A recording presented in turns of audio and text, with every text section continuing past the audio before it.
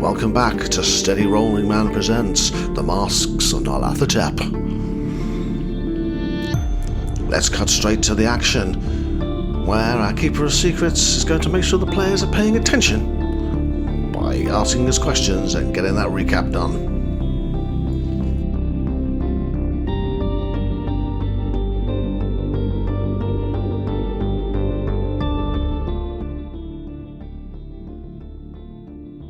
Okay, good. So, can anybody remember what happened last time? We went and visited the Foundation. Correct. The Penny Foundation. Yeah, and we tried to get some time with some close and personal time with his safe, and failed. Yeah. And we think that he may be hiding something. Yeah.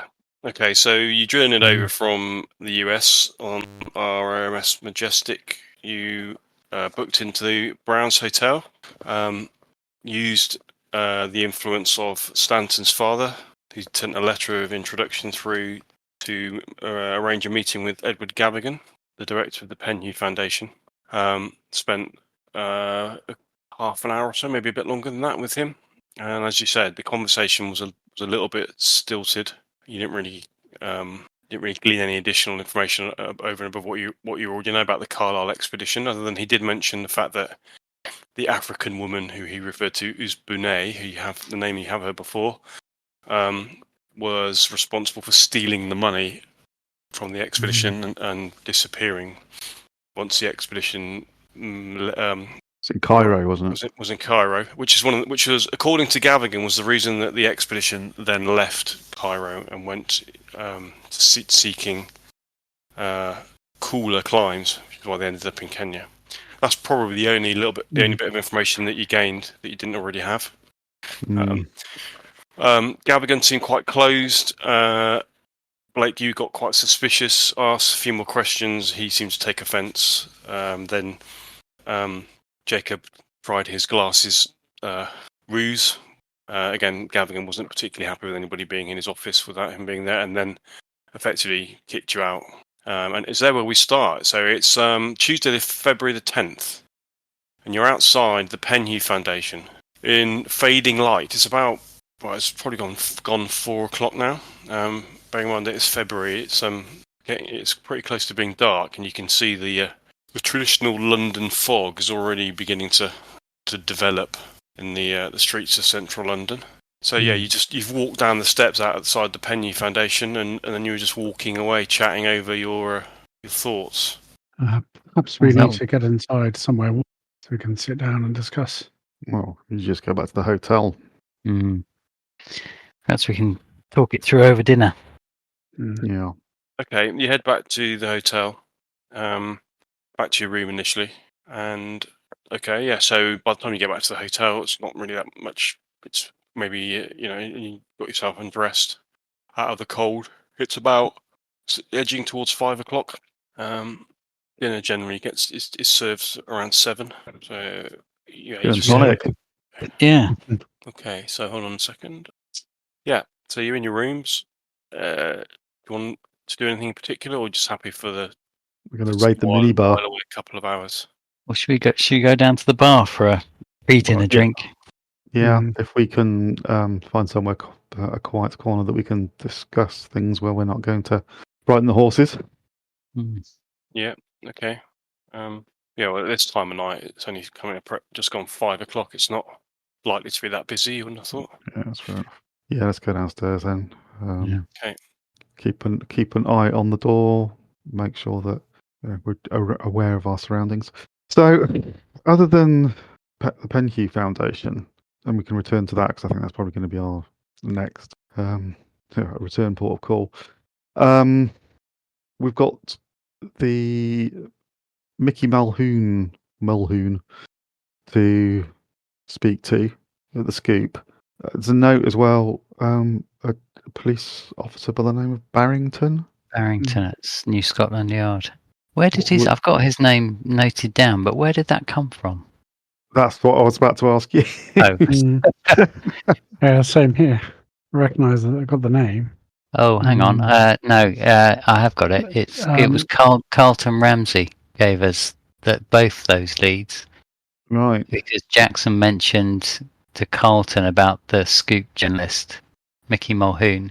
I haven't made a note of it, but it was Carlton who gave us that lead. It's in the same part of my notes. Right. Okay. But frustratingly, I didn't record anything else other than Inspector James Barrington at New Scotland Yard. James. I don't even have its No. Christian name. Well, we could speak to him and drop in some names, and hopefully he'd. Well, yeah, I mean, Carlton can only have got that lead from Jackson, so logically, Barrington should have Jackson. had some contact with Jackson. Yeah. We don't know what though, but yeah, that should be the in. Yeah. So going back to the Penhew Foundation, I'm assuming we all agree that Mr. Gavigan is slightly suspicious, or he's hiding Yes. something. What was it that caused him to turn in particular? I can't put my finger on it. I was pressing him fairly hard. Can't remember exactly what my line of questioning was, but it was enough to make him. I think it was the kind of. I was intimating that he wasn't telling us everything, and Which he wasn't. Which he wasn't, but the fact that I was pushing him on it caused him to shut down completely. But I think the general consensus is that there's the most likely place for anything that would be of use to us is going to be in that safe. So the question is, how do we get access to that safe? Well, at the risk of stating the obvious, not legitimately. Yes, well, I think that's a given at this stage. So someone's going to have to break in and crack the safe. And now I'm assuming that there's alarm systems of some description there. We saw the fire alarm, but I guess we didn't have much time to investigate any other security. They're likely to have the guard on the security, door. aren't they? And they have quite a lot of valuable artifacts, so they're bound to have. Yes. I would have thought they'll have security guards. Yeah, strong lock and probably some form of control alarm on the windows and such like. Perhaps we need to case the joint first before we to inform our approach. But yeah, as you're kind of sitting in the far corner of the bar area, there seems to be a gathering. So there's been like a steady gathering of people in the lobby. And now you kind of glance over and you can see there's quite a lot of people like standing around in the lobby. Maybe like 15, 20 people, kind of chattering quite excitedly. Seems a bit odd for just gone 5 o'clock on a Tuesday evening. Do famous people stay here? Yes, is the answer to that. So, are they all talking together as if they're a group that know each other? No, just lots of like a kind of a number of small groups, really, like 2 or 3 in 2s or 3s. They're waiting for somebody, aren't they?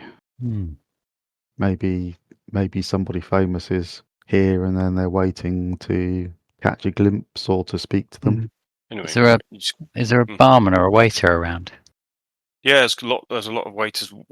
Well, there are a number of barmen and waiters. Yeah, I'll just call one over. Yeah. Good evening. Good sir. evening. Good evening. I've noticed rather a few people gathering in the lobby. Is something going on? Oh, no, that'll be because Mr. Kipling's staying here. That's all. Oh, goodness. Well, yes, of course. They're all autograph hunters, I'd imagine. Is he a regular? He seems to stay here quite often when he's in London. Who's he talking about, Jacob? Well, I'm assuming it's a reference to Rudyard Kipling, the writer. Oh, an author. Cool. That's correct, yes. As I said, he does stay here fairly regularly, so we are used to it, but does tend to overexcite some people. Well, obviously. Can I get you any of you a drink? Oh, yes, perhaps another round. Be lovely, thank you. Okay, he goes off. Excellent. Nothing like staying somewhere that's really kind of incognito and yes, perhaps maybe quieter, a more exclusive, less exclusive hotel. Well, we might be a bit eclipsed by the famous person. True. Anyway, so maybe after dinner we go for a stroll back to the Pankey Foundation and observe the building, have a look side roads, whether there's any fire escapes or service entrances, or is there, as you said, a night watchman, security guards. Yeah, we might as well. I mean, if it looks too secure at night, then we might have to go back to the original plan of causing some distraction during the day. Yeah. Okay, so you're gonna remain here and then go for dinner and then go for a stroll afterwards. Is that the plan? Yeah, and keep an eye out for Rudyard Kipling as well. Okay. Okay. As you go back through the lobby, the concierge kind of grabs you. So, excuse me, gentlemen. Just you may have noticed we have an illustrious client staying here, Mr. Rudyard Kipling. He's actually staying on the same floor as you. So he likes peace and quiet ever since his health started to fail. So of course I wouldn't need to tell you that anyway, but you know what I mean, don't you? No, absolutely. Have no fear. We are not gentlemen who are going to be partying all night. No, of course not, sir. Of course. Sorry, sorry I said anything, but I just thought I'd make you aware in case you wondered what all the excitement was about. No, quite understand. Okay, you're going to head back up to your room? Yep. Okay. Right, you're heading up. You head up to your room, presumably going to get changed for dinner? Of course. Yeah. Okay, of course. We're not savages. Okay, you get changed for dinner, and you're just about to leave your room when the telephone rings. I'll answer it. Hello? Hello, it's hotel reception. Is Mr. Fitzwarren available? He is. Just hold the line. I'll put him on. Stanton, it's for you. What? Oh, okay. I'll wince as I walk over and. Daddy issues. Could be. Good evening. Fitzwarren here. Good evening, sir. I have a call from a Mr. Gavigan. Would you? Oh, okay. Mr. Gavigan. Yes. Of course. Please put him through. And okay. I'll sort of move the receiver for whoever's standing next to me. Jacob, I guess, to listen in. You hear a clicking sound, and then Mr. Fitzwarren, good evening. Oh, Mr. Gavigan, thank you so much for calling. I did enjoy our visit earlier. It's a shame we didn't get to look at the museum and your exhibits. But sorry, I'm rabbiting on. Please forgive me. I do hope I'm not disturbing you at this hour. No, of course not. I felt it was necessary to get in touch, considering how things concluded earlier today. Indeed. How can I be of assistance? I must confess I was somewhat taken aback by the nature of our conversation earlier. You see, it's highly unusual to have the Carlisle expedition brought up in such a direct manner after all these years, especially by those with, how should we say, law enforcement connections. It rather unsettled me, if I'm to be completely honest. The inquiries into Mr. Jackson Elias touched on a rather sensitive ground, and, well, I've had time to reflect since your departure. I understand that my reaction may have been rather brusque.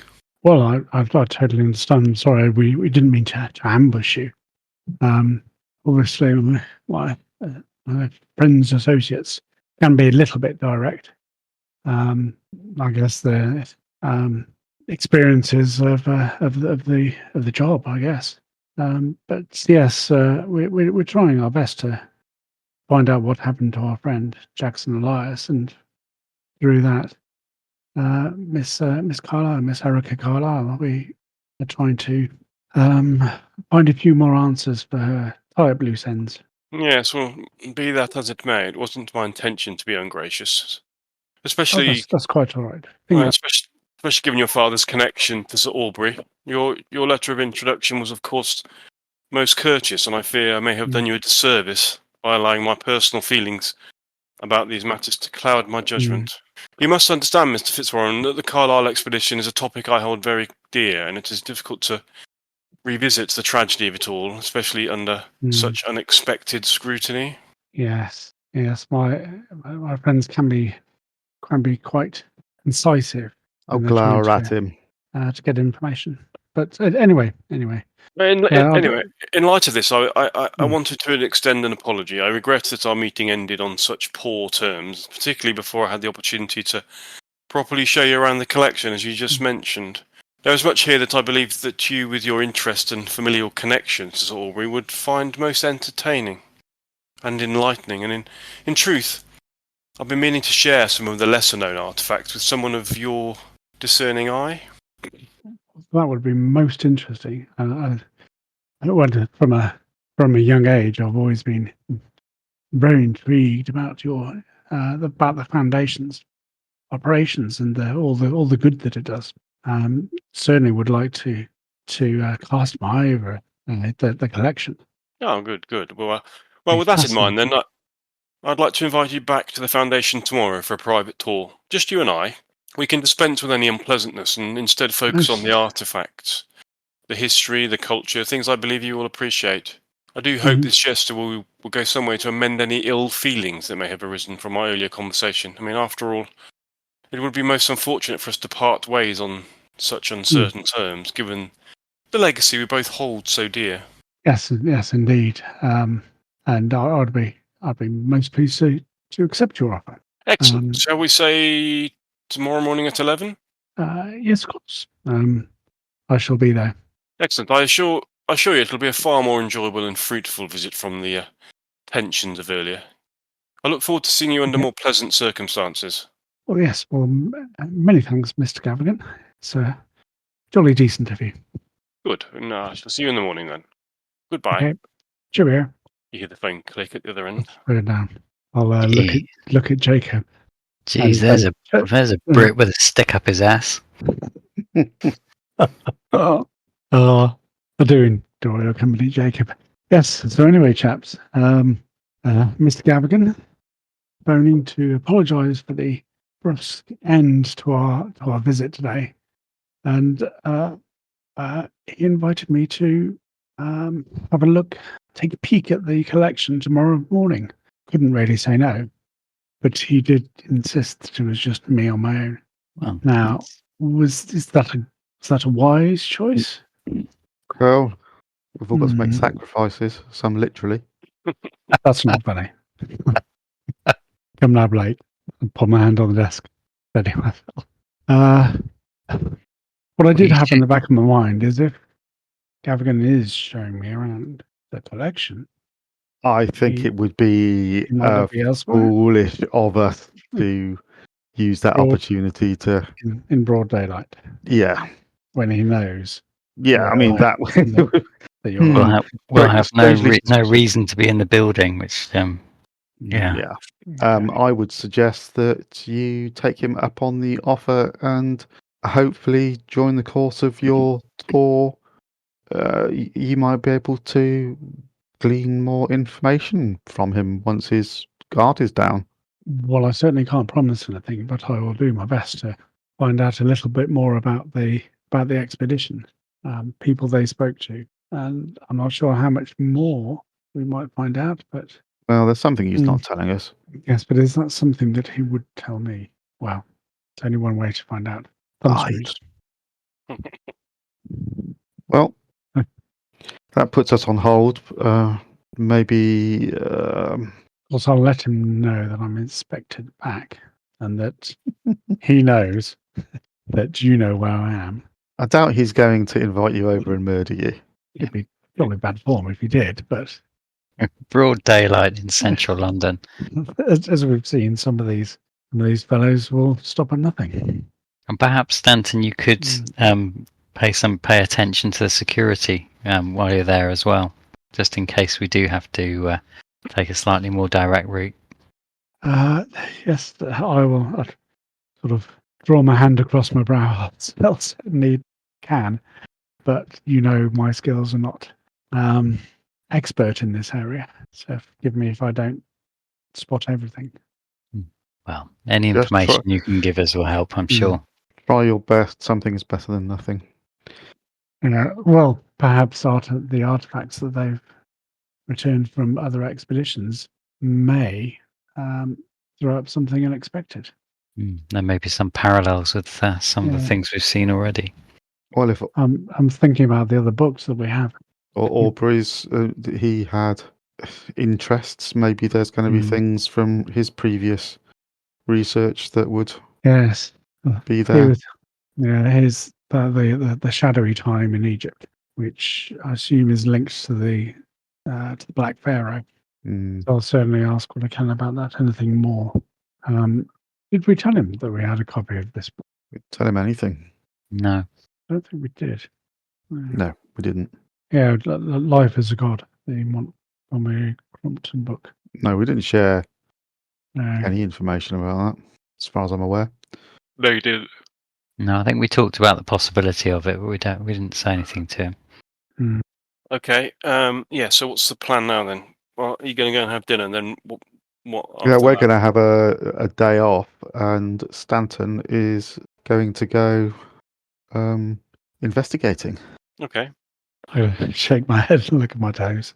Well, I think this is perfect opportunity for you to certainly is. To expand my particular set of skills. But yes, the collection, I think anything that I can find out there, I'll certainly just don't steal anything. No. Okay, you go down to dinner, and once you go back down to the lobby is cleared. The crowds, well, not crowds, the kind of gaggle of people that were in the lobby have gone. There's only like a couple of people. There's like a man and a woman. That's it. It's quiet. Everything has gone back to how it was when you originally arrived here. There's a few people in the dining room, but have a pleasant evening meal, and then he's going to retire after that. Yeah, I think so. You try and Okay.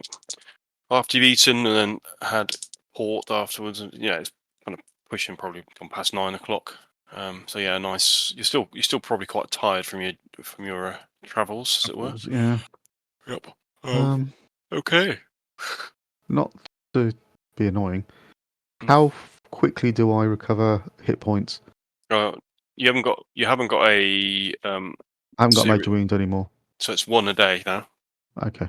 So tomorrow you will have one back. Have an extra one on you. Okay. Okay, so tomorrow comes. It's February the 11th, Wednesday. Stanton, do you want us to wait nearby? Yes, if you could. Sure, not that I'll be able to call you, but no. Yeah, but if you don't come out, at the within the time frame, we can come in looking for you. Mm-hmm. Right. Okay. So you head out into central London. Head out of the hotel into the streets. Make your way towards the Penhew Foundation, which, as you remember, is just north of Tottenham Court Road. Not far, a stone's throw from the British Museum.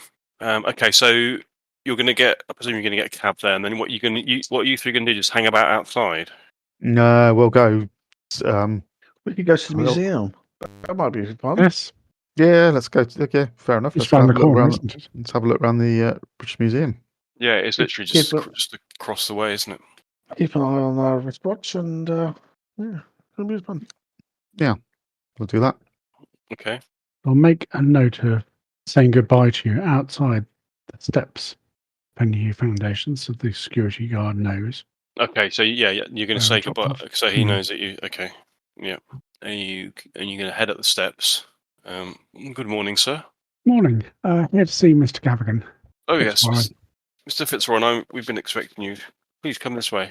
I'll step through the door and follow him. Takes you inside, and you find yourself in the familiar lobby of the Penhew Foundation. The clerk, is sat at his desk. He looks up at you and nods. Says good morning. I was hoping I might see Mr. Gavigan. We have an appointment. Yes, of course. Follow me. I will take you through. You just wander on through. Okay. Yeah, you wander through. You wander past the desk. You follow the desk clerk and he takes you through to the waiting room where you previously were seen by Mr. Johns, but he's actually not at his desk at the moment. So desk clerk says, if you just wait here, Mr. Gavigan will be out shortly. Yes, of course. I'll take off my hat, put it on the chair, take off my coat, fold it on the chair likewise, and just amble around the waiting room, admiring the paintings and artifacts on show. Okay. Yeah, there's lots. You look at all the Egyptology that's around. Okay, you've not waited in the waiting room more than maybe 5 minutes when the door to Mr. Gavigan's office opens and he steps through. You notice, as he was yesterday, dressed in the most rich-looking of a Savile Row suit with a impressively manicured look. He's wearing a wristwatch as well, which is a very very ostentatious piece of jewelry in these times. Good morning, Mr. Fitzwarren. May I call you Stanton? Yes, of course. Very good to see you, Mr. Gavigan. Good morning, Stanton. He reaches out and grasps your hands, shakes it hard, an iron grip. I am so glad that you took me up on my invitation. I would have been mortified had we left things as they were yesterday. Yes, well, as I said on the phone, I think it was probably a shock with our intensity of questions. But anyway, water under the bridge now. Yes, indeed it is. Indeed it is. Let's try and keep the conversation focused on the historical and academic aspects of the artifacts, and maybe we won't go down any blind alleys. I prefer if there weren't any distractions of the kind we encountered yesterday. If you understand me, I know that we are men who share the same interests, so it will be all the better if we just enjoyed the interest together. Certainly.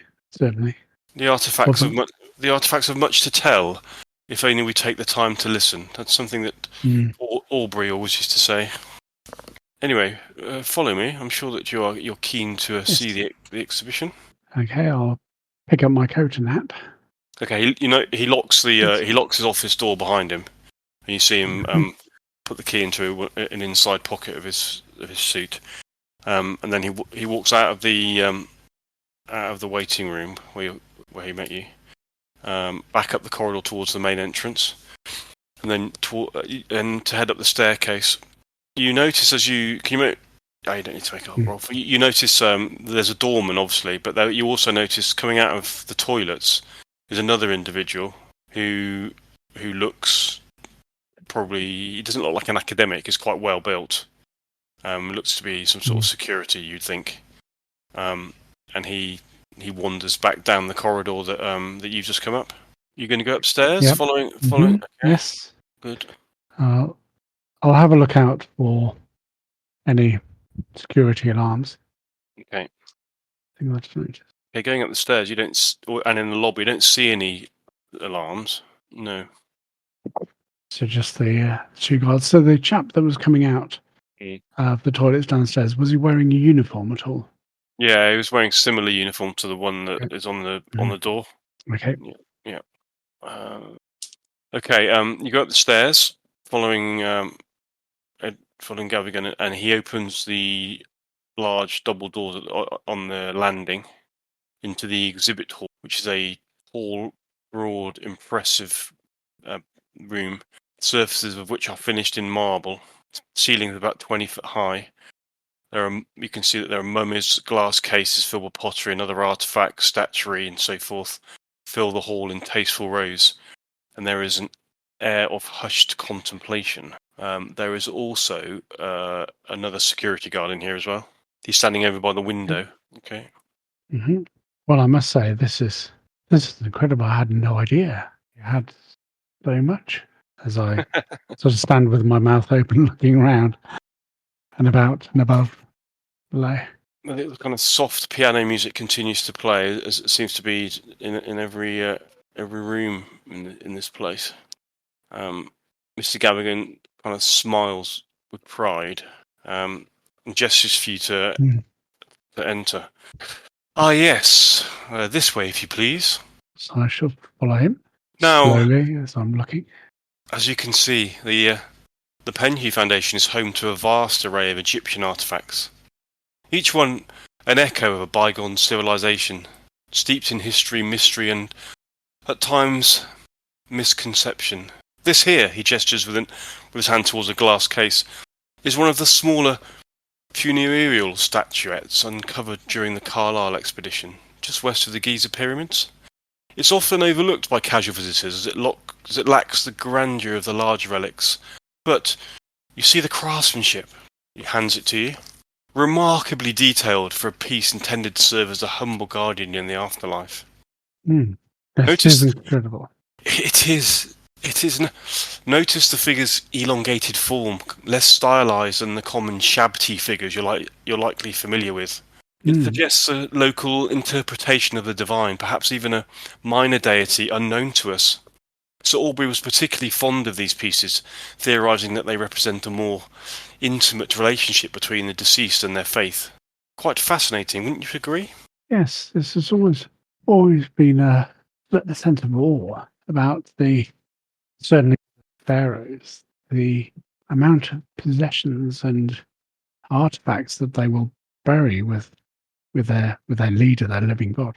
And yes, they're quite clearly life and art and afterlife is one. Even Indeed. someone- Indeed, they certainly were very in touch with the spiritual elements of their life.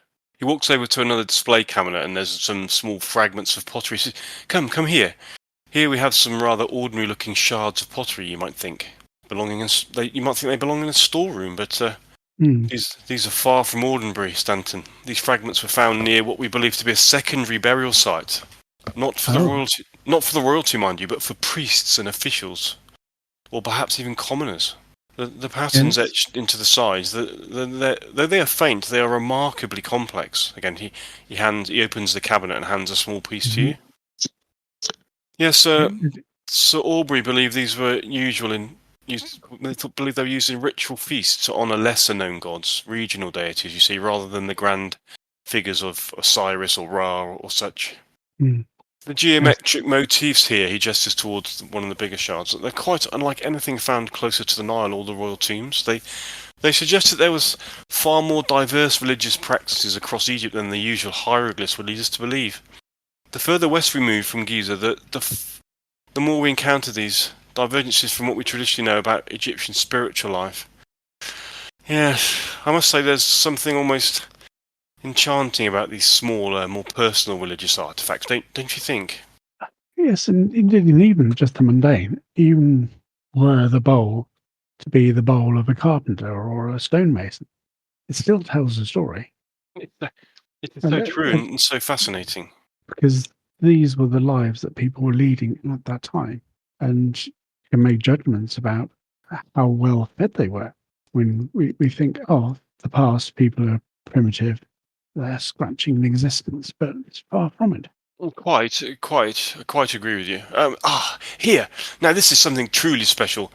He walks over to almost runs over to a display case which has got fragments of stone blocks in it. These fragments, though weathered, tell a fascinating story. They were once part of a stone structure, likely a temple of some form of ceremonial way station.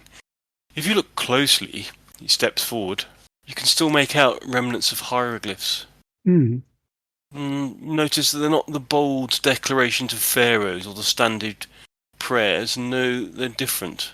So Aubrey believed they reference some sort of procession, possibly a sacred journey undertaken by priests, though no such event is recorded in any mainstream Egyptian text.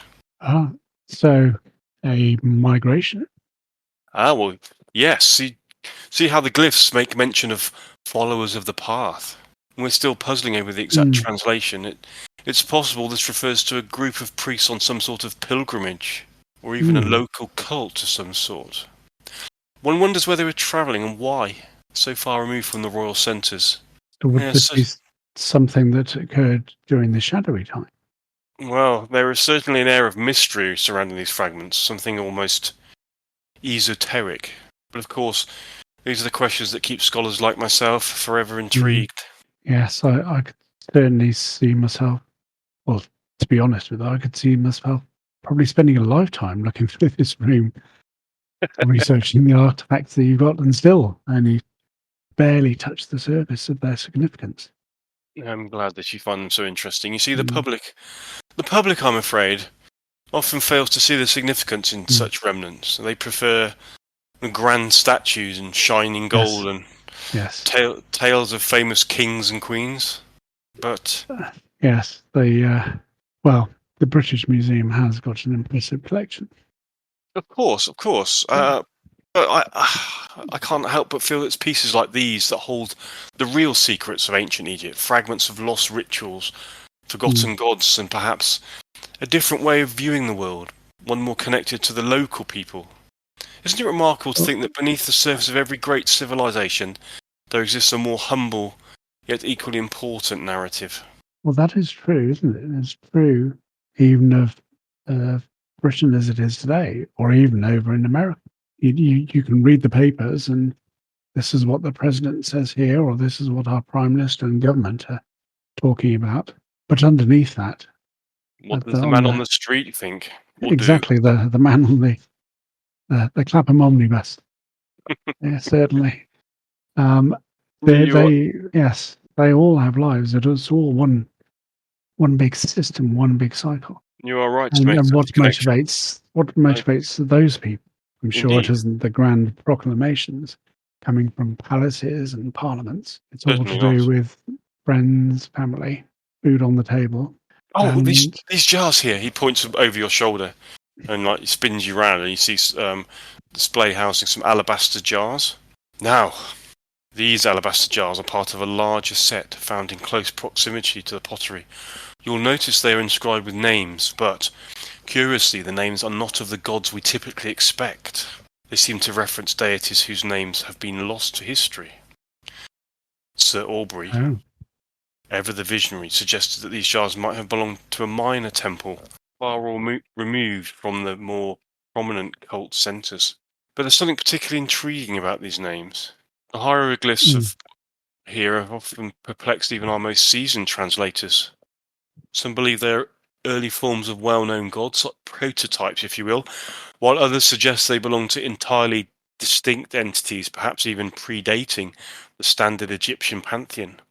If this is the case, what we have here is a glimpse into a religious structure that predated the Old Kingdom. A tantalising thought, is it not? I know. Can you believe that? Well, sure, I thought going back 5,000 years was enough. Well, of course. I know. It is mind-blowing, really. I do hope you're beginning to see the significance of these lesser pieces, Stanton. They may not dazzle the eye like a golden death mask or the riches of a pharaoh's tomb, but they represent something far more profound. They are remnants of lives lived quietly in the shadow of the pyramids. Of our man on the Clacton bus, if you will. Of beliefs that have slipped through the cracks of history. They are, well, they're forgotten threads in the tapestry of civilization we thought we knew so well. Indeed. Would you mind if I take a closer look at these jars? Of course not, of course. And I thought also as well, look at my hands, and would we not be wearing gloves to handle these pieces? Well, we probably should, but yes, the majority of the visitors would be asked to do so. I'm just worried that the perspiration from my hands may damage them. Yes, he goes over to a cabinet where there's a wooden cabinet close by, and then opens a drawer. Very sensible. Sometimes my enthusiasm runs away with me. Well, I working over in America recently, and the way that some people would treat their books. No, it's not a doorstop. Please put it down carefully. Yeah. But yes, indeed. Yes, Sir Aubrey's work, you can probably see, was misunderstood. He often sought meaning in what others discarded as unimportant. But in these smaller artifacts, these lesser discoveries, lies the true heart of Egypt. The Egypt that existed beyond the temples and royal tombs, an Egypt shaped by the hands of everyday people and the gods they worshipped. You can see that his eyes are gleaming with pride now from the the small gods, if you like. There is more, of course, Stanton. There is always Yes. more to uncover, to decipher, to understand, and the Penhew Foundation will continue to delve into these mysteries, however obscure they may seem. After all, it is often in the shadows that the most profound truths are found. Indeed. We need to look more into those shadows to cast light on what may not be obvious to the untrained eye. It is such a shame that Sir Aubrey's Yes. mission to cast light into those shadows ended in such a tragic, in such tragic circumstances, and you can see why my heart is heavy. And even Indeed. after all these years, I look around here, I see Sir Aubrey everywhere. Exactly. His work continues. He's more than just the tall, imposing man that I remember from my childhood, visiting once in a while. This is his legacy. As proud as I am Yes. to carry forth that legacy, Stanton, it hangs like a millstone around my neck. It is. I feel the weight of Sir Aubrey every day to ensure that all of his endeavours were not for naught. Do you understand? Well, of course. We need to carry on his work, and I hope the foundation is able to do that, funding more digs, and more research. We need more academics to spend time trying to discover what answers there are. We may not know what the questions are, but there are certainly answers. Exactly that. I couldn't have put it any better myself, Stanton.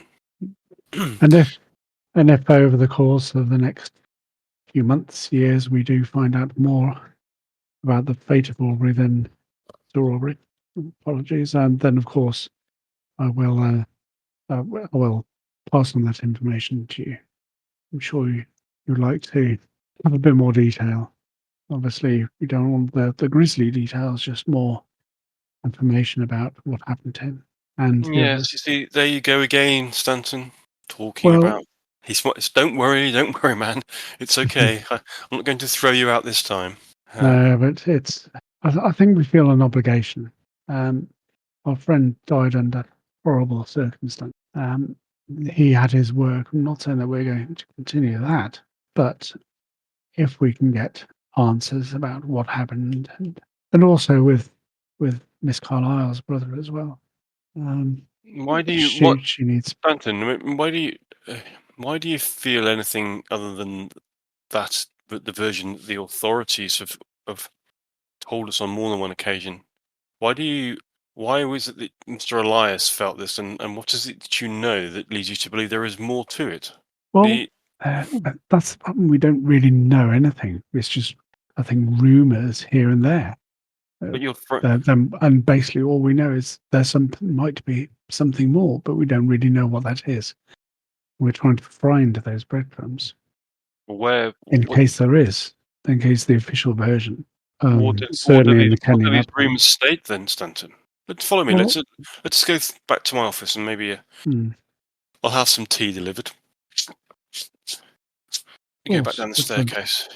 Well, I'm not sure for how long I'm going to be in London, but certainly would, if you have a spare few minutes in future weeks, I'd certainly like to come back. Okay, you go. Yes, of course, Stanton. You can come back anytime. Anytime. Yes, and certainly, I mean, if at some stage in future you would have need of my skills, I'd be more than happy to offer them to assist in the research here. Well, we can always use those with enthusiasm and skill. Of course. Please, he goes. Mhm. You go back down the stairs and he back through to his office. Please, take a seat. Mr. Johns, can we have some tea in here, please? You see the personal assistant who showed you through yesterday, who's now in the room outside. He smiles at you. I'll raise my eyebrows and smile. Okay, you go through into Gavigan's office. I'll have a look around the office and sort of look out the window onto the streets. Okay. And then look down around the edges of the windows. I'm looking out. Trying to be subtle with my back to him. But, yes, anyway, I'll sit down. Okay, hold on. Okay, you're going to look around, see if you can see if there are any security alarms. Is that what you're saying? Yeah. Okay. So what did you think of the collection? I mean, obviously you've only seen a very small amount of it, but yes. Yes, I think it's marvelous.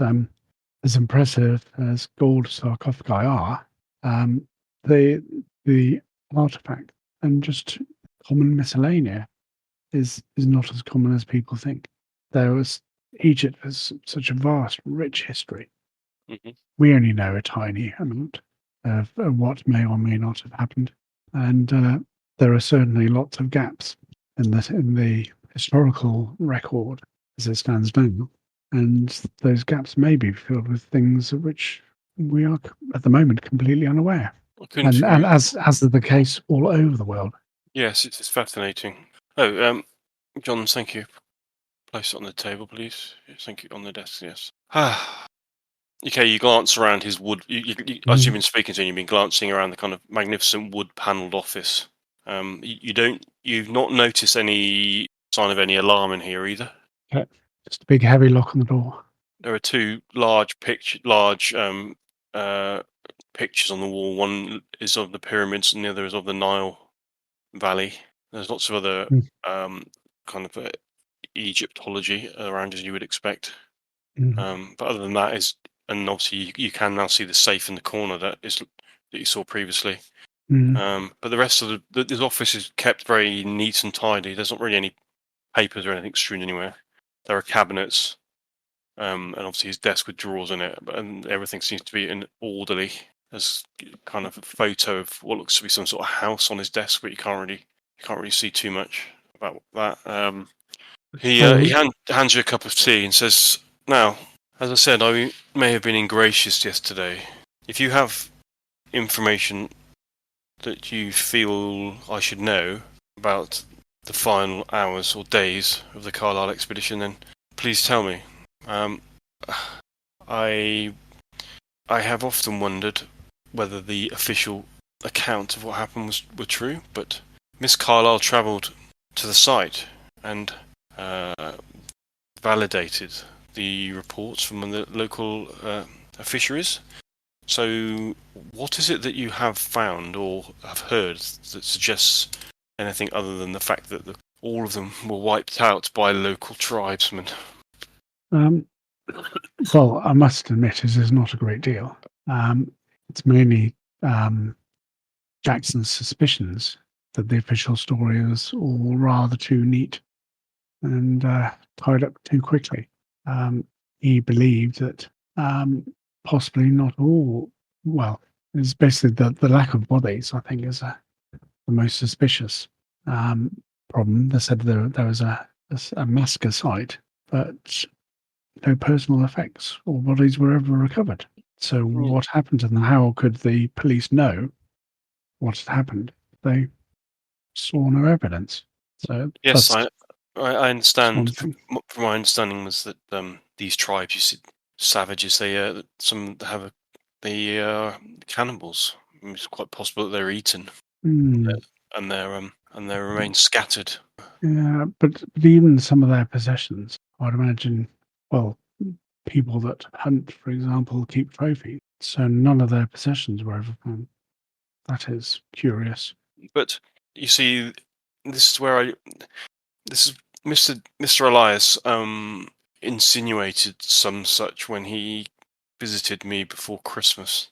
You may have been able to discern that my attitude towards him was not the most positive for that reason. Well, I can imagine an American author sounding a little bit like a journalist, I imagine. Of course, where there is a story, he was sniffing around. I understand that he is was quite well known for sensationalist literature. Well, maybe he would have, and maybe he did embellish some of his works here and there. But I guess if that were the case, probably for commercial reasons, he needs to sell books in order to fund his research. Yeah, well, he did, but I know a lot of our academic turns are not they're not exactly sort of flying off the shelves of bookstores around the world. No, the thing with academic books, though, is that they contain the truth, whereas Yes. So, and sadly, the truth is often less exciting. Mr. Elias, I'm afraid, was looking for a story where there isn't one, and I would counsel that you are to you that you're doing the same. Stanton, Well, you seem to be a level-headed man. and I'm sure and I hope that you are correct, that there I is would no be story. I would be concerned that your new friends have influenced you in such a way that you are thinking in an un-British way. If you don't mind that as an insult.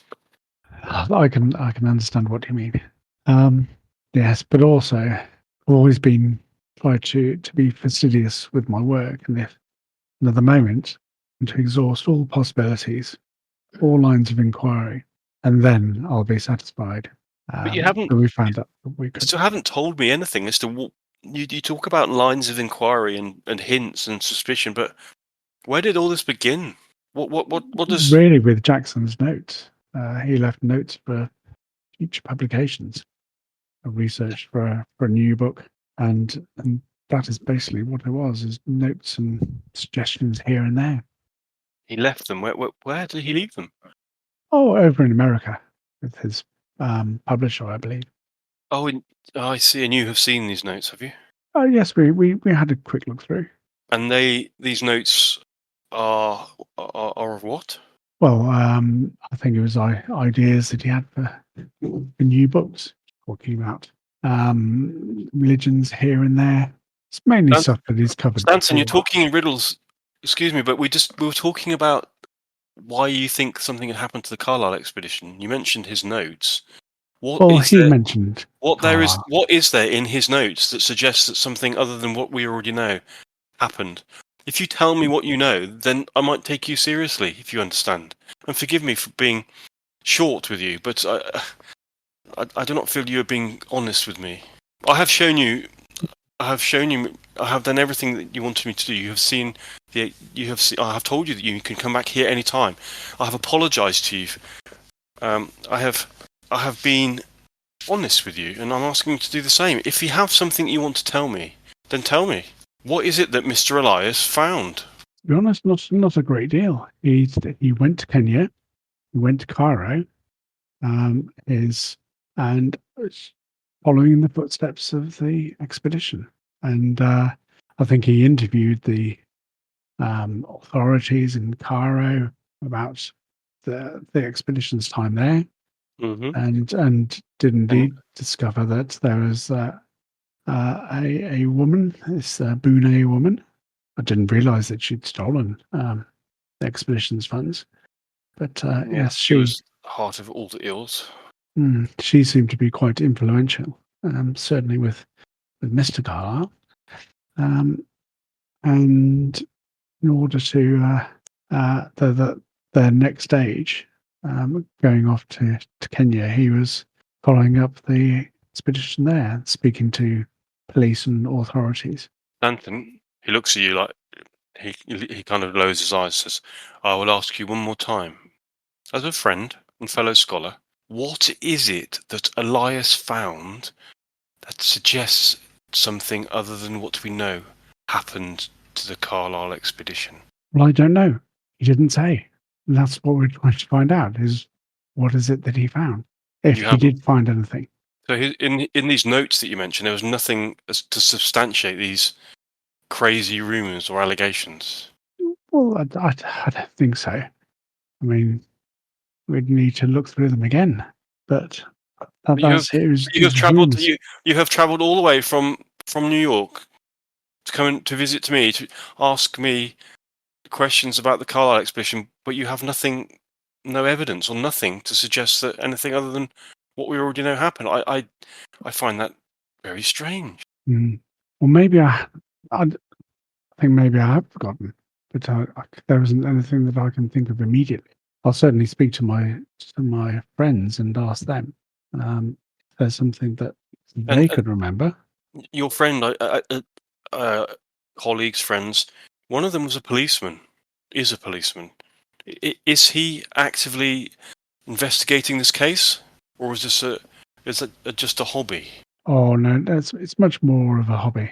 So he's been sent over from New York to investigate what? Well, he was in New York assisting authorities over there. That investigation has come to an end, and he is currently in between cases, as it were. So he's not officially on this case. So he's just doing this as what? Because he was friends with Mr. Elias. Is that correct? Well, I believe so, unless there's something he's not telling me. Well, there seems to be an awful lot that you don't know, Mr. Stanton. Yes. I'm so very sorry. But he stands up. So anyway, I'm very sorry, and Mm. I hope you enjoyed your visit today. But Well, I haven't. I'm sorry that I wasn't much more help. well, it's okay. I mean, if I was under the impression But- you wanted information from me, but if you don't, then so be it. Let's just keep our relationship on a purely academic basis from now moving forward. Yes, and if something does come to mind, then certainly I will make an appointment and share with you what I can, what there is, if very well. there is anything. But anyway, thank you for your time, and I'll look at the paintings of Egypt. It's an amazing place. Do still want to go there? Maybe sometime soon. If you have a spot on one of your expeditions. You will be the first to know about it, Stanton. Don't worry about that. Okay, well, thank you for your time again and for the tea. That's okay. My final piece of advice would be maybe. Well, I've got two pieces of advice for you. Firstly, maybe you need to look at your choice of colleagues, and secondly, spend more time on academia and less on penny comics. Okay, I do understand. Thank you anyway. Goodbye. Well, I bid you good day. Mr. Johns, can you show Mr. Fitzwarren out, please? He takes you out of the office and then along the corridor back into the foyer where the clerk is still at his desk. The doorman is still at the door. Yes, I'll smile and nod and... Okay, you glance around and you're pretty certain that Fitzwarren. there aren't any fire alarms. Sorry, there aren't any alarms. We haven't seen any anyway, in any of the rooms you've been in. Just two security guards. Oh. One on the door and one inside. Oh, and one in the museum. There's three. Yeah, there's one on the door, one inside downstairs, and one inside in the exhibit room upstairs. Yes. Mm-hmm. Okay. Okay. Right, you head out into the street outside, and I presume you're going to head back towards the British Museum, are you? Yes. It's only a short stroll away. Okay. I'm assuming that you agree, even though you didn't. I'm assuming you arranged where to meet up in the British Museum. Well, they were going to come and find me, and if not, I'm happy to wander around until I do find them. Yeah, it's not a very big place, is it, the British Museum? Well, I know where I'm heading for first. Okay. Egyptology. Yeah. Cafe. Gift shop. Okay. So yeah, after a small stroke, quite long period of time, you meet up with each other in the Egyptology section of the British Museum. Well, it's a very interesting visit, although I think I did irritate him somewhat.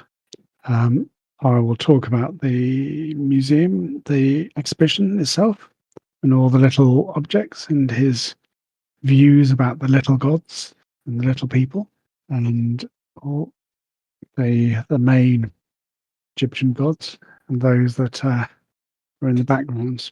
So quite possibly the ones that we've been investigating, ones that we don't know about. That's where Gavigan's interest is. Of course, he was warning me about associating with fellows such as yourself, but he was very, very keen to know all the details that have sent our investigation over the Atlantic and what it is that Elias believed was untruthful about the official version. I gave him nothing. I think didn't mention any of the books from Miss Carlyle or the African death cult, Gods of the Bloody Tongue in New York. He seemed like an honest fellow. But then again, we didn't really know how he was appointed other than it was Sir Aubrey's choice. Why was he? So you say he was questioning you about what evidence do we have that we got from Jackson that would send us following in the footsteps of the Carlisle expedition? Sounds like he was remarkably interested in the Carlisle expedition, the topic he was least willing to talk about. Yes. Was Well, was he seeking to dissuade you or put you off? oh yes, most certainly. Because all I said was there was sort of rumours and suggestions and suspicions that Jackson had, but nothing concrete. Of course, didn't mention the people that he had interviewed, just in case. Either the sailor that had disappeared off to Singapore, was it? So I hadn't think. And I think that's where the game quite originated, is that we were following the trail of an expedition, but I had no evidence to justify that. So you didn't tell him about Jack Brady? No. Didn't really tell him about anything other than missing bodies, missing possessions. But the bodies were found. Were they? I can't quite remember. According to the interview that Elias had with Lieutenant Selkirk, he was the man that led the party that found the expedition. The bodies were torn apart as if by animals, but they hadn't decayed. And I think he also said that only the bodies of the Kenyan bearers were identifiable. I don't think any of the members of the expedition were. That's right. Yeah, no Caucasians were found amongst the dead. Mhm. Only the corpse of the Yes. Kenyan bearers were scattered across the plain. Yes, that's what I thought. Well, But certainly, that wasn't claimed. That's what he told him in the interview. But the inquest didn't say that. Hmm. So that differs from the official version. So I'm wondering if we do speak to Mr. Gavigan again with that additional information, would that be helpful? He was Yeah, very he didn't share anything with you, did he? well. Does he have? No. Does he have nothing to share? I mean, if he was up front, he would have shared what he had. I don't like that. Yes. Well, I am now wondering about Sir Aubrey. So Mr. Gavigan's interest in these secret religions, these lesser known religions, that I believe came from Sir Aubrey. So has Aubrey been in a way corrupted? No, but they may have been. He may have been investigating in the same way that we're investigating. You don't know that he was, well, looking into darkness and then became dark himself. I'm a little concerned and troubled that Gavigan has the same interest as Sir Aubrey in perhaps the darker side of things, and he seems to be trying to put you off pursuing things with the Carlisle expedition, Stanton. All of which, well, putting two and two together, one wonders whether he might be more involved than at first glance. But then, of course, there is the, I guess, embarrassment of the expedition failing. It's a motive, and isn't it? The stain that has left on the reputation of the foundation. But I think it may be just more than that. Was there anything? But he's certainly interested in the lives of the small people and these small unknown religions. A lot of artifacts in there that you wouldn't normally see associated with a lot of the Egyptology that is exhibited more widely. Anything that caught your eye in particular? Although I didn't have time to examine it, there were some blocks from what he believed was a temple, and the hieroglyphs there did not resemble any of the common ones that we see normally. Not going to be something like a historical manifestation of the bloody tongue or something. Well, not quite. Sorry, the hieroglyphs, they were on some pottery jars, and marks on these blocks were possibly of a procession of priests, not related to the religions that we normally expect in Egypt. So he is quite clear that there are things within Egypt's history which we know very little. That would fit with what we know of what we found from Montgomery's book, Compton's book, that there are things happening. But he views it in much more of an academic, historical way. Didn't seem as though he's a current practitioner of dark arts. But of course, I might be completely wrong. But I'm wondering, though, if we give him a little more information about criminal investigations, could that help us? Or is he part of this dark conspiracy? I was trying to keep it light-hearted and not really. A light-hearted Yes. conspiracy. Yeah, well, talking more Well, about the sort of historical nature of the artifacts. Well, I for one don't trust him. But as far as security at the Foundation goes, I did only see 3 guards. One on the door, one downstairs, and one in the exhibit room. Didn't notice any fading wires from electronic alarms.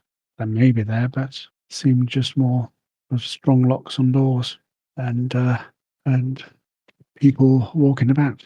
Were the windows locked or were they just closed? Well, closed with a latch. That's what I meant. So there wasn't any Yeah. obvious. No, just like a normal latch that you have on a sash window. I think some of the others were just normal sort of leaded windows with the latches on the side as well. If we do want to go back, Stanton, could you go back in legitimately again and perhaps leave something open for us?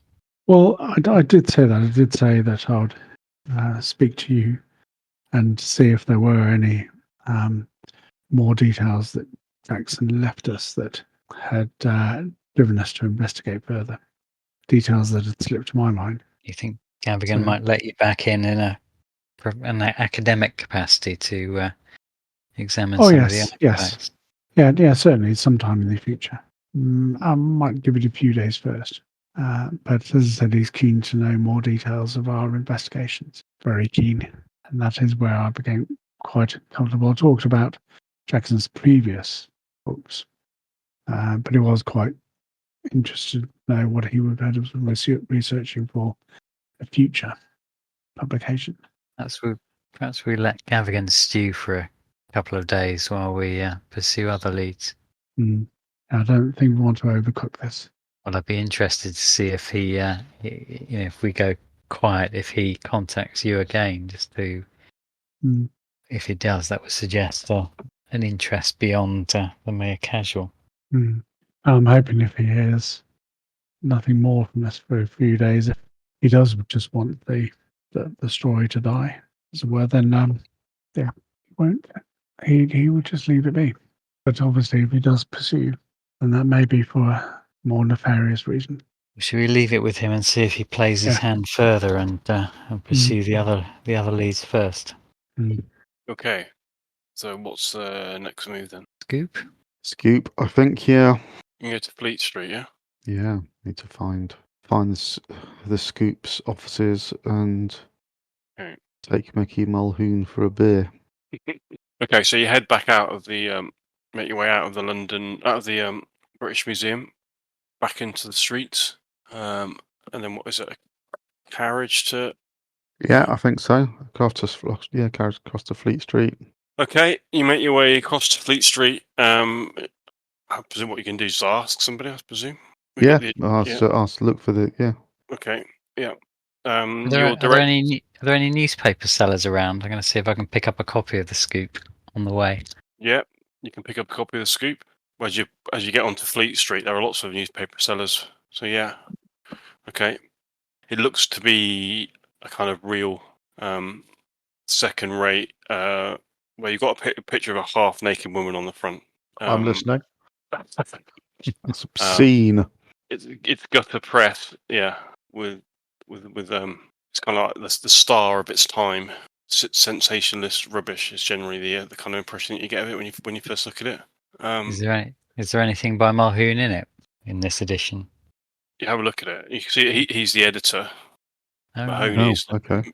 Mickey Mahoney, his name is. Oh, Mahoney. Right. Mahoney. I got Mulhoon. So have I. And that's because I'm using your notes. You say it's Maloney? Maloney, was it? Mahoney. But the newspaper boy is also able to direct you where the offices are. It's a 3rd floor office in Fleet Street, not far from Ludgate Circus. So you're gonna head towards it, yeah? Okay. You head up. You find the building. You head up through the door and then up the stairs to the 3rd floor, and you see the Scoop, a sign on the kind of hanging at a jaunty angle on the door, a kind of glass paned door. Oh. You can hear the sound of typewriting coming from beyond, and kind of chatting and general kind of quite crowded working office, you guess. Should we go in? Yeah, I think we'll let you take lead on this one. All right. You can work Okay, your you're going to go in. magic. I'm going to use a charm offensive on this. The warmth of my personality. You're going to try charming everybody, eh? Okay. So I'll go in. Is there a receptionist at all? Or... You open the door and it's kind of one big room with a partition, the kind of half partitions off the room. There's lots. It's really kind of thick with smoke.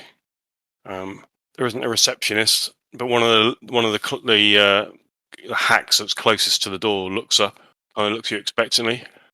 Good Can I help afternoon. you? Oh, you can. Is Mr. Mahoney around? He just points to the door halfway down the side of the wall, where you're on is a door which says Scoop Editor Mickey Mahoney. Why, thank you. I'll head to the office. Okay. We all going, or are you going on your own? To decide. Do we all go? Seem a bit mob-handed. I'll wait out here. Do Okay. you want me to wait too?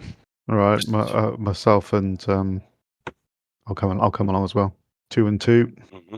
I'll knock on his office door and walk straight in.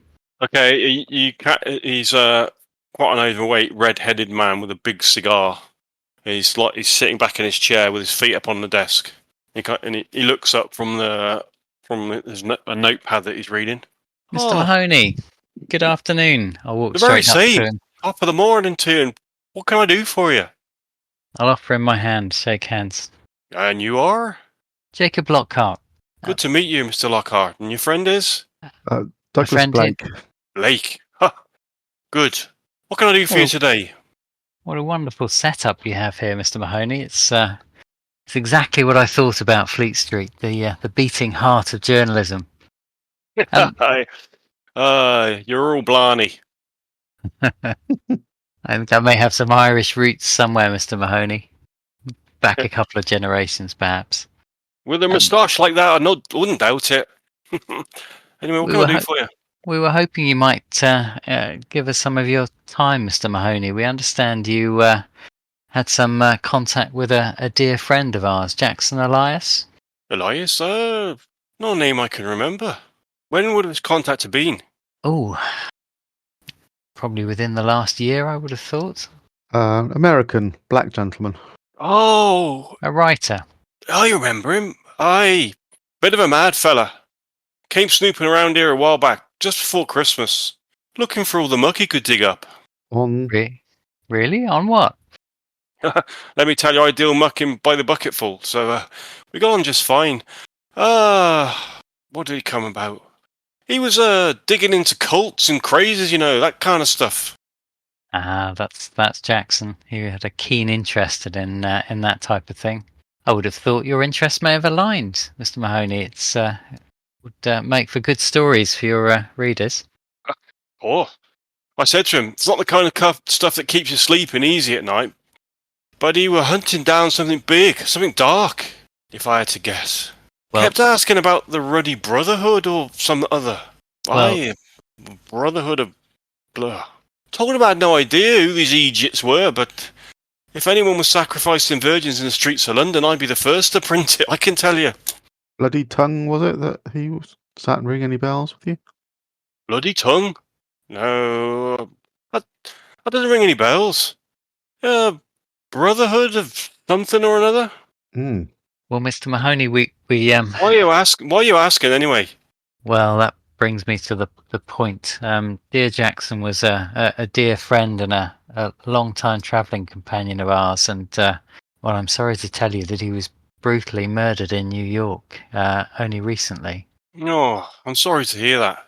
Well, he obviously bit off more than he could chew. I told him get himself into trouble, poking his nose in where it weren't wanted, Well, you may be right. You obviously have an instinct for these things, Mr. Mahoney. But we're really trying to find as much as we can about Jackson's dealings in the months before his death. We want to try and bring killers to justice and find out what happened to him. And you were one of the people he spoke to before coming back to New York.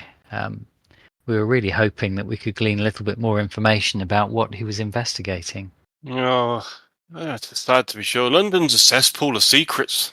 I'm sure he must have poked his nose in too deep, but that's the way of it in this line of work. Either you sell the story or you become the story. Were you able to provide him with anything of interest to him?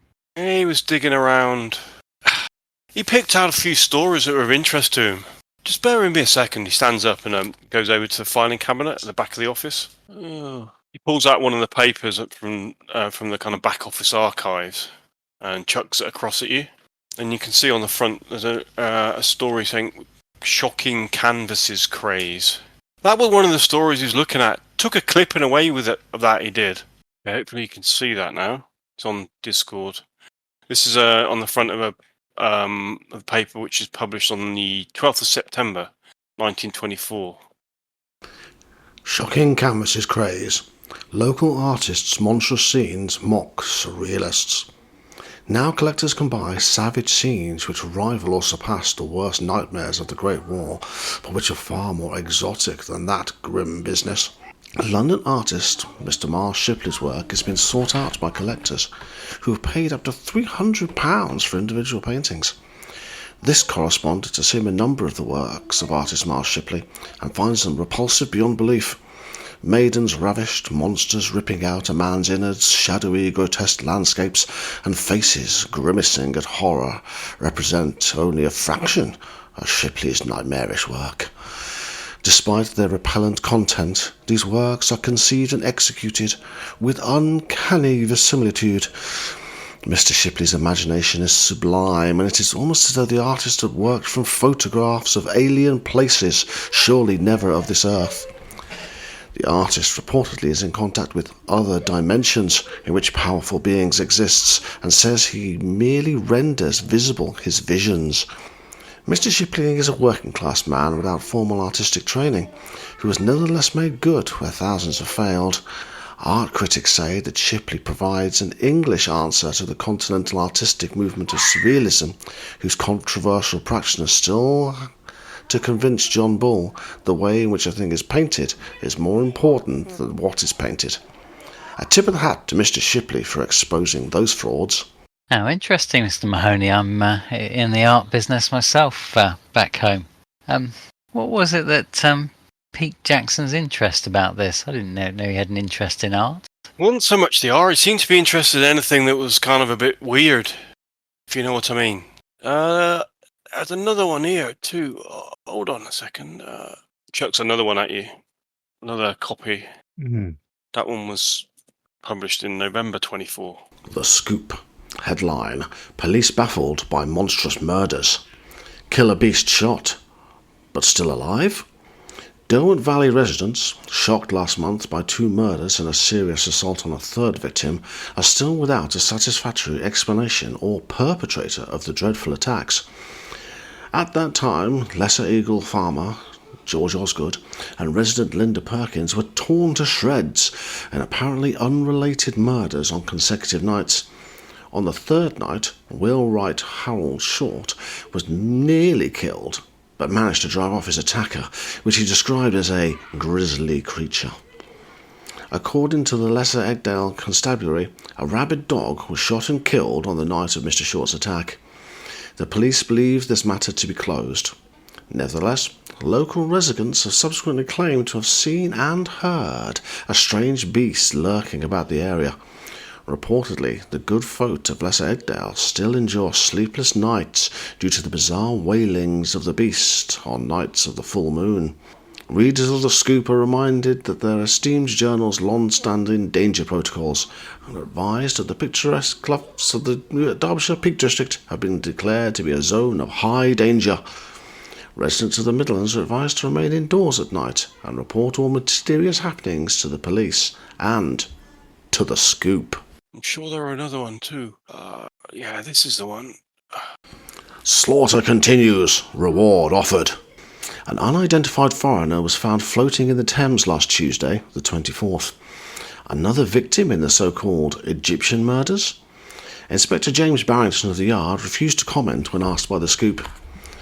Sources exclusive to this journal state that the victim had been beaten severely, then stabbed through the heart in a manner curiously similar to the other murders that have taken place over the last 3 years. The connection seems obvious, but New Scotland Yard has yet to confirm the deaths are connected. Inspector Barrington and his colleagues appear baffled and no closer to catching the heinous perpetrator of these crimes. Londoners cry out, "When will our streets be safe?" Readers of The Scoop are reminded that this esteemed journal now has a reward standing at £24 for the information leading to the apprehension and conviction of the murderer. Be vigilant. Oh, well, that explains James Barrington's involvement. Your friend Elias believed that those murders were all connected. He went off with a copy of the paper under his arm and said he was going to talk to Inspector Barrington. Don't know whether they ever did, though. Were these your articles and your investigation, Mr. Mahoney, or one of your other journalists? Oh, those are a wire copy. I might have rejigged them to make them sound a little bit more interesting, but they're not mine. They're unanimous journalists. So are they all different journalists or the same journalist? I'm not sure. I couldn't be sure who did it really. They're mostly rag copy.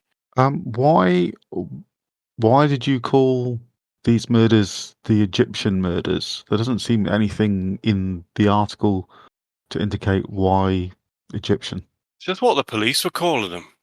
Something to do with the people that were murdered. I have a feeling a lot of them were of that nature. Oh.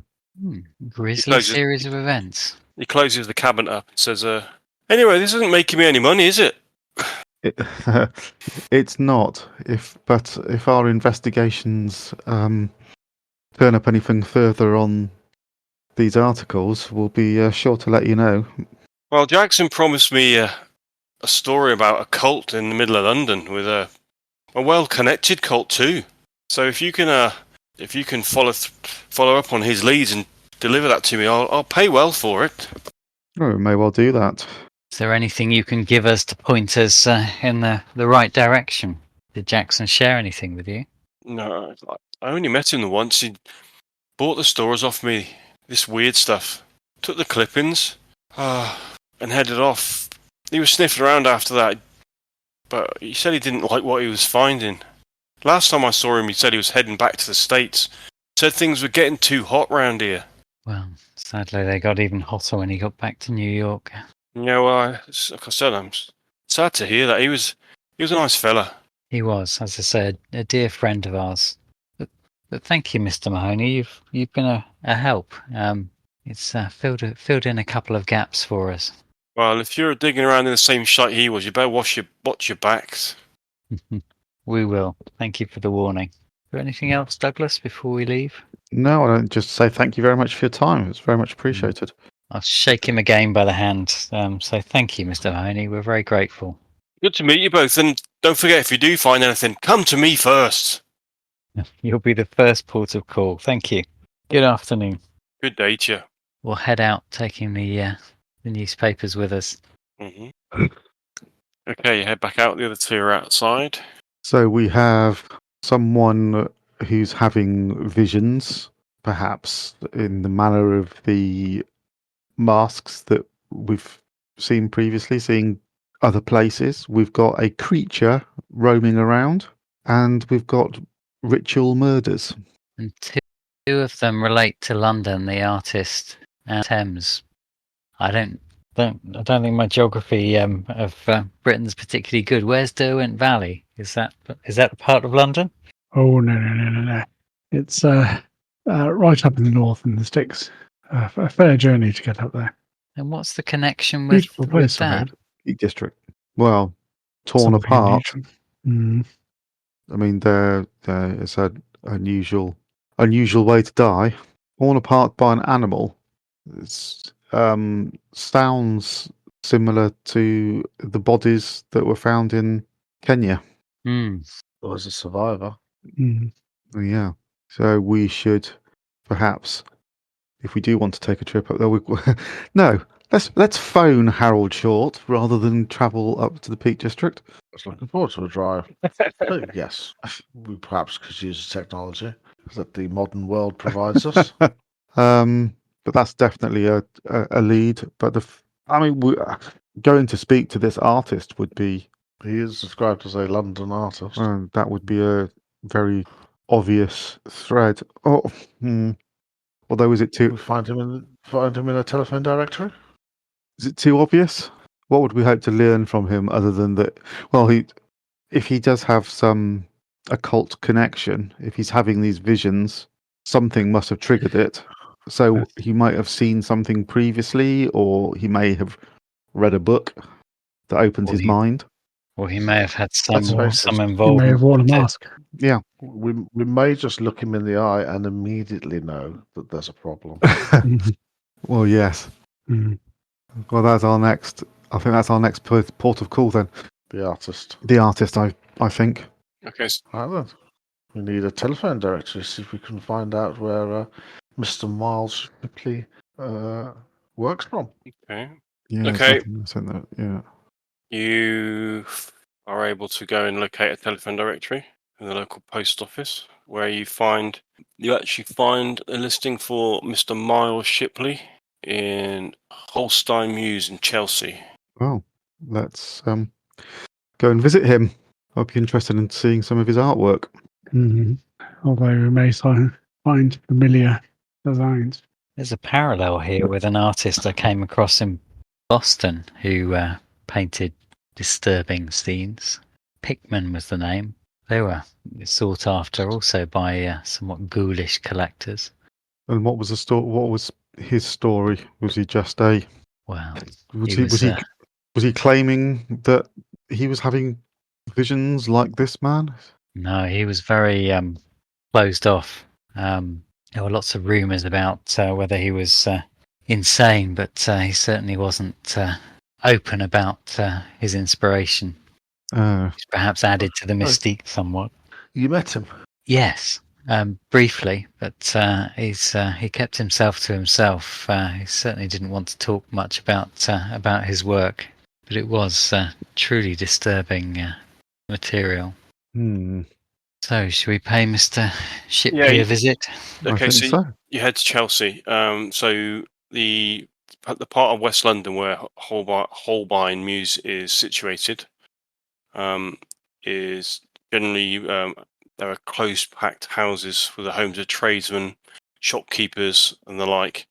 It's quite quiet during the day because the majority of people are at work, so the streets are pretty quiet. So you navigate your way through the streets to a row of terraced houses. And it appears Holbein Mews is actually a 2-story brick building, which looks to be quite dilapidated, in need of repair. All the windows are locked shut. Are shut, and the curtains are drawn. There doesn't seem to be any sign of any habitation. There's a tall brick wall which surrounds the back of the property. Suggests there's obviously a garden beyond there, you can see some trees in the garden. But yeah, the property itself looks to be almost like it's abandoned. Interesting. Knock on the front door? You never know. He might just be a less house-proud fellow. Yeah. Why not? Okay, you knock on the front door, walk up the path, the heavily quite weeded path. Knock on the front door, but no, there is no response. Thoughts? You see in through the window? No, all the windows are shuttered. Yeah, I was going to say we can't exactly peer through a window, can we? No. Give it up as a lost cause. Would it be worth trying to speak to some art dealers and see if we can find out a bit more about Mr. Shipley? Yeah. How old was the article? The article was only a couple of months old, I think. Okay. I wonder if he'd been suddenly very popular, got a lot of money, and then bought a new house. Or left. It was September last year, so we're now in February, so it wasn't. Or maybe he went completely insane and is lying dead inside that house. Yeah. Does the amount of overgrowth, etc., does that kind of tie in, or does it look worse than No, it that? doesn't look worse than that. I mean, it looks just unkempt. Okay. So, I mean, abandoned's probably too strong a word to use. I know I said that earlier, but it just looks. But it's just the fact that it's pretty unkempt, and all the windows and are either curtained or shuttered. He might be out. It Potentially, could just be out. yeah. He doesn't look after his house because he's an arty type, and he's not in. Sometimes, just once, there's got to be a simple explanation. Yeah. So, I know our history suggests that it's more likely that he's dead inside, but maybe he's just Gone to go and get a loaf of Ping. bread or something. yeah. Let's take Jacob's tack and just see if any local dealers know of him, heard of him, Okay. knows where he hangs out. And also we could go to the nearest pub because I'm absolutely on board with that idea. Is that related to this? Oh, or is that absolutely just not. a No, general just- great idea? I'm parched.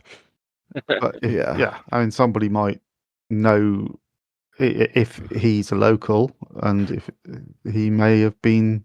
Yeah. If there's one on the street, we should just pop in. Okay. Hold on a second. Okay. You're going to go into the nearest pub. Yeah. Okay. There is actually a pub. The Crown is actually on this road, or just on the corner. If he's a drinker, this hopefully will be his local bar, or what did you call it? Pub. Pub. Whatever that is. A drinking den. It's a bar to you. Okay. Yeah. Okay. You go into the pub. There's not really many people in there. It's the middle of the day. You got the barman polishing the glasses, and a couple of locals kind of sat in the corner. Yeah, that's about it really. It's not not particularly exciting. What are you gonna do? Go to order a drink? Yeah. Shall I get us some drinks, gentlemen? Yeah. I'll go up to. Okay. There's Good, quite a bearded barman. She smiles at you. good afternoon, barkeep. Keep. Oh, what, we're back in medieval times, are we? What can I get you? What do you recommend? My friends and I are thirsty. He points to a hand pump. The local bitter's pretty good and cheap. Well, we'll have 4 of those, thank you. Okay. He sets to work drawing those. Can't help but tell you you're not local. Nope, far from my my native Boston, and I have to say I'm enjoying the drinking establishments here in Britain. You probably heard we haven't got many of those over in Boston. Yeah. Well, we seem to be getting more and more Americans over here for a similar reason. Good for trade, though. I'm sure it is. Yeah, Passes the first pint across to you. thank you. Have you owned this fine establishment for long? I've been here about 5 years now. You wouldn't happen to know about the local artist who lives nearby, Mr. Shipley, Miles Shipley? I know of him. I think everyone who lives around here knows of him. I think he attracted a bit of attention in the Scoop, didn't he, a few months back? Oh, I don't read that rubbish. Did he drink here? No, he's not much of a socializer, I don't think. He's an arty type, you know. Oh, I know the type. I sell a little bit of art back in the States. Some of them can be quite temperamental, difficult to deal with. Yeah, he's pretty good by all accounts. Is he still around? Yeah, he lives up there, up the street with his old mum. But doesn't come in here. No, he's not one for socialising. Well, not at least not locally. He's a bit of an odd sort, really. Well, certainly his pictures are unusual. You don't happen to know whether he sells through an art dealer or who I might contact if I wanted to try and acquire some of his pictures? No, I'm afraid I don't. I don't really know much about art. No. Oh well, thank you. That's been very helpful. And how much do I owe you for these? I just take some money from you. So I hope you enjoy your stay here. Thank you. I'm sure I will. I'll carry the drinks over. Carry the 4 pints of river water across the bar.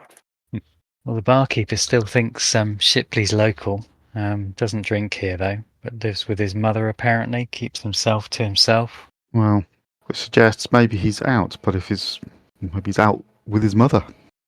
So what do you do? Come back another time? If he's a little bit I'd- reclusive, I wonder if Maybe just doesn't answer the door. Hmm. Maybe you could take your commercial route, a letter in his letterbox, asking to meet up. You're interested in buying some of his art. Could that work? Why not? He'll either contact us or he won't. Yeah. What are you going to do, sorry? Write him a note. Okay, cool.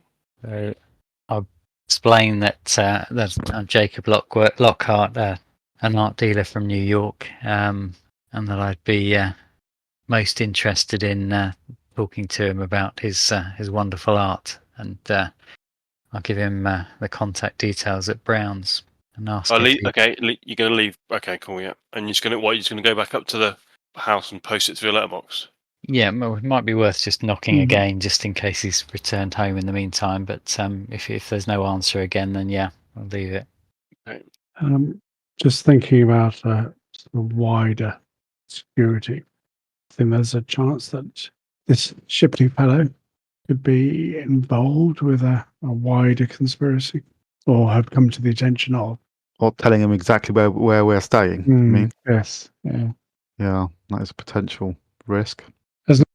To suggest that we know that Shipley's involved with anyone here, but yeah. Can I get you to all make a percentile dice roll, please? Wow.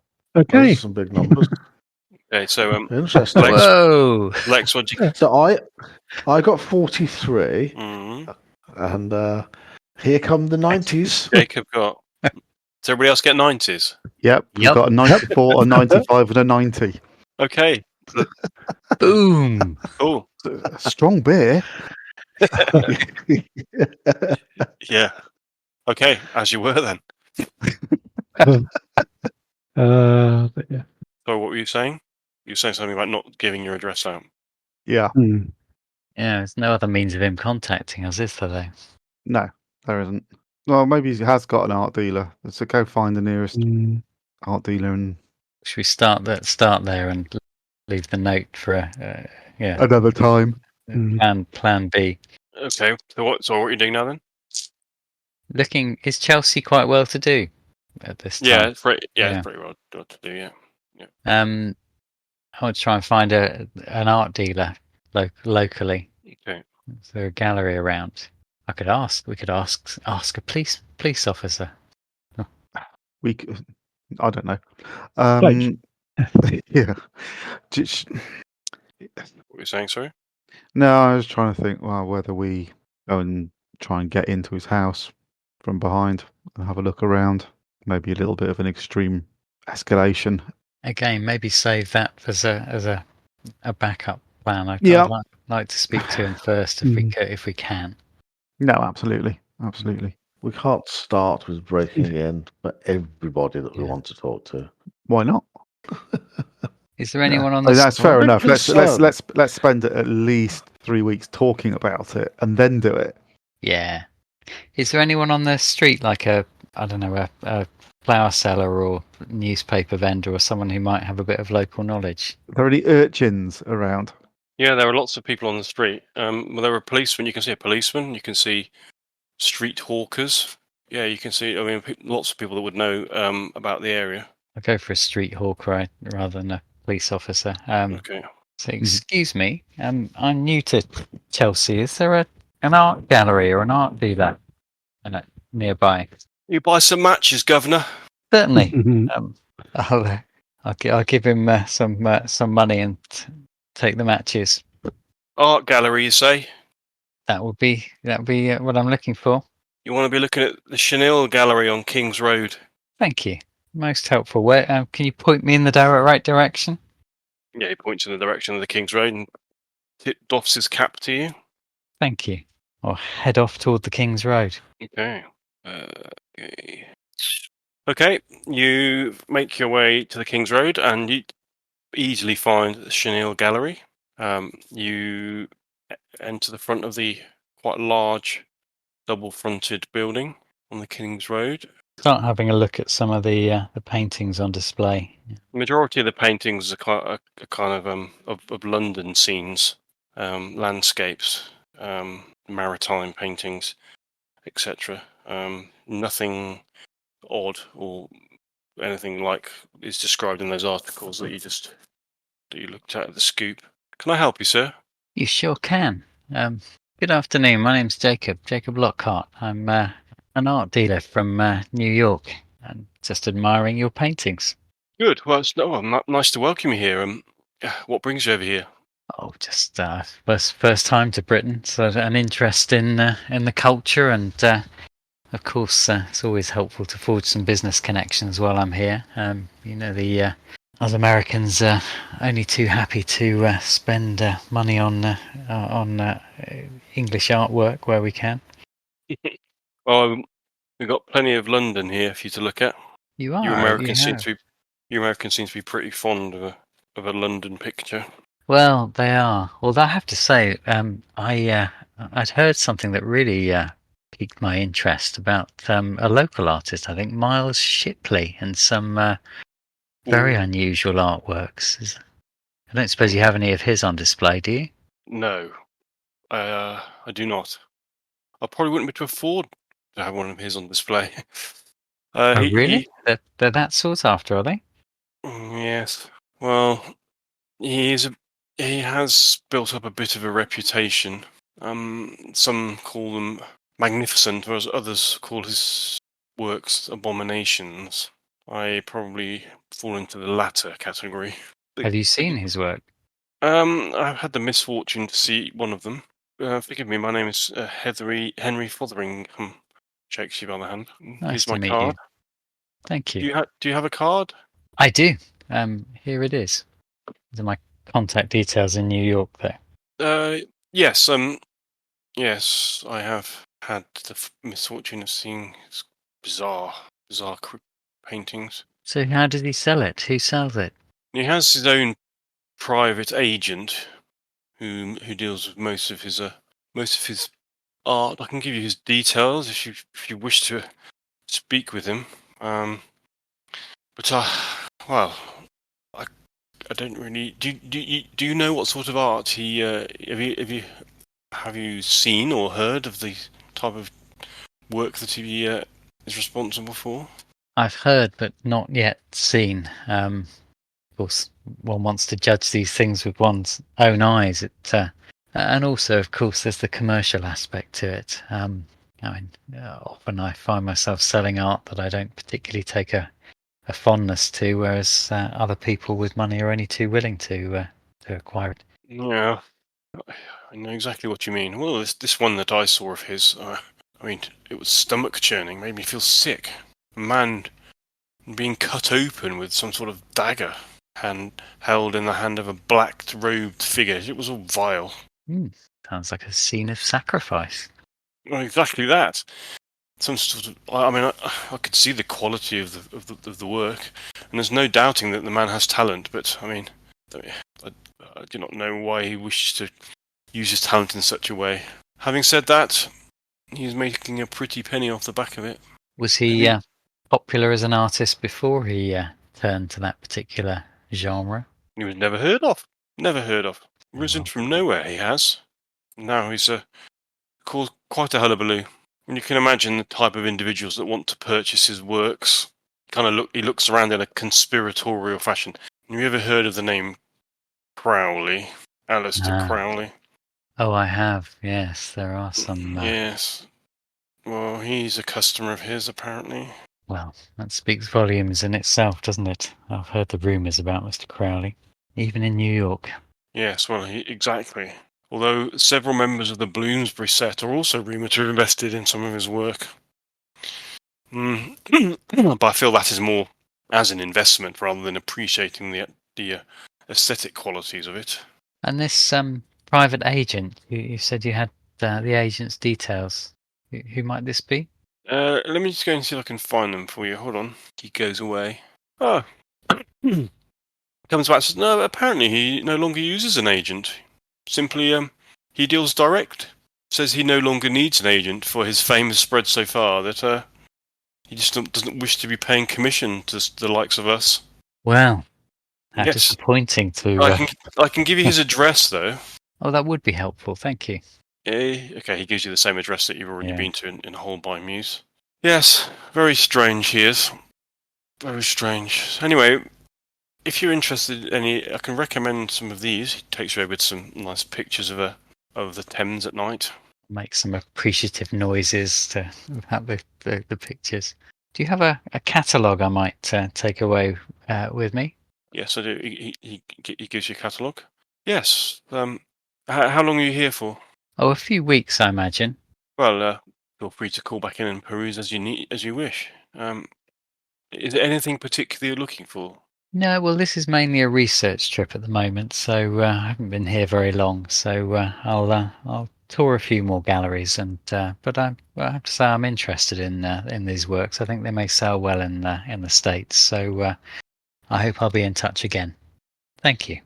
Thank you for your time. Yeah, good to meet you. I'll leave now. What was his name? Henry Fotheringham. Fotheringham. Okay, you exit. You find yourself back on the streets of Chelsea, and your friends look at you expectently. Any joy? Well, no. Shipley's works become extremely popular, particularly amongst some of the those with darker interests. Aleister Crowley's name came up. There was also mention of some. Well, I didn't follow this, I have to say, but the Bloomsbury set being interested in his work. I pretended I knew what he meant. But Shipley no longer has an agent or an art dealer representing him. He used to, but now I think his popularity is such that he's gone it alone and deals directly. So, no, a little bit of background information discovered, but nothing of any huge importance. Mm. But he's still around as far as we know. He's just not in. Yeah, but if he's managed to make money off his artwork, that suggests he's got an interest in making money, which does perhaps give us a way in. Well, yeah. I mean, he may. Some artists are more involved into the craft rather than the commercial side, but he's tasted success. That may be a way of getting his interest. Do you want to leave a note for him to contact you? Yeah, I mean, the only way it's going to give our location away, even if I just give the phone number of Brown's as soon as he phones you know, I don't know. I mean, if he is a cultist, this is the most bizarre hiding in plain sight that I've ever heard of, because he's literally painting pictures of the kind of things that he would be trying to hide. Our experience so far of the cult is that they operate in the darkness and the shadows. He's literally selling paintings. True. So my feeling is that he may be connected, but not connected in the way that he's an immediate threat. We can always move on from Brown's in a few days anyway. We'll perhaps exactly that same practice we had in New York of yeah. Well, we should do that anyway. I agree. Movement. Yeah, I think you do make a fair point, Douglas. Yes, shadowy conspiracy. Hello, world. I'm painting pictures. So shall I leave my note for him? Yes, I think so. Okay, so you're going to leave a note, just saying that you're interested in purchasing one of his pictures, and with your address and phone number. Yeah. Okay. Yeah. Okay.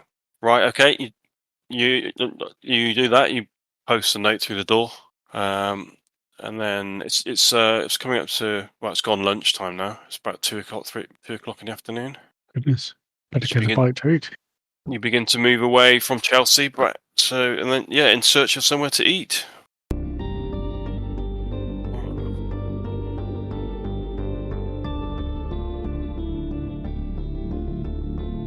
Thank you so much for joining us.